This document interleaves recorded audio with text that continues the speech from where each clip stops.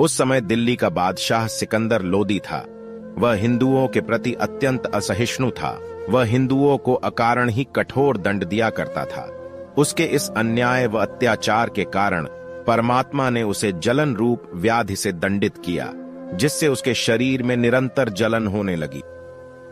सभी राजवैद्य और फकीर उनका इलाज कर करके थक चुके थे, फिर भी उनकी जलन रोग ठीक नहीं हो रहा था। राजवैद्य व फकीरों के द्वारा दी गई दवा और दुआ दोनों ही निष्फल हुई। उस समय जो लोग स्वामी रामानंद जी एवं कबीर साहेब के प्रति ईर्ष्या करते थे, उन्होंने एक षड्यंत्र रचा। वे बादशाह के पास पहुंचे तथा उसे सलाह दी कि बादशाह अपने रोग निवारण के लिए कबीर साहेब से प्रार्थना करें तो उसका रोग मिट सकता है। बादशाह सिकंदर उनका प्रस्ताव सुनकर बहुत खुश हुआ।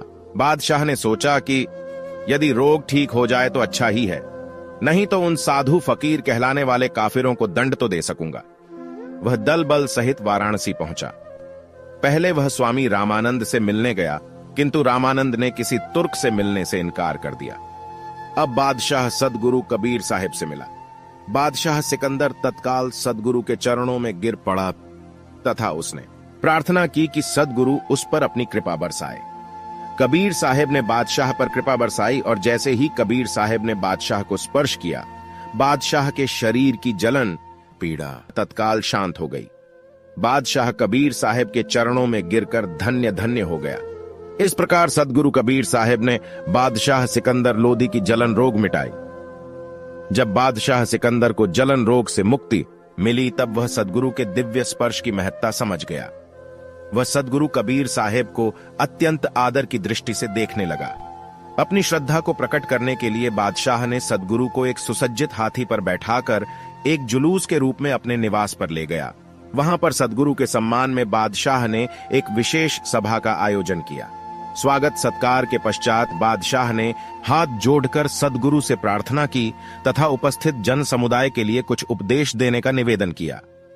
बादशाह की विनय युक्त प्रार्थना से सदगुरु ने जन समुदाय के समक्ष धीर गंभीर एवं शांत वचनों से कहना शुरू किया।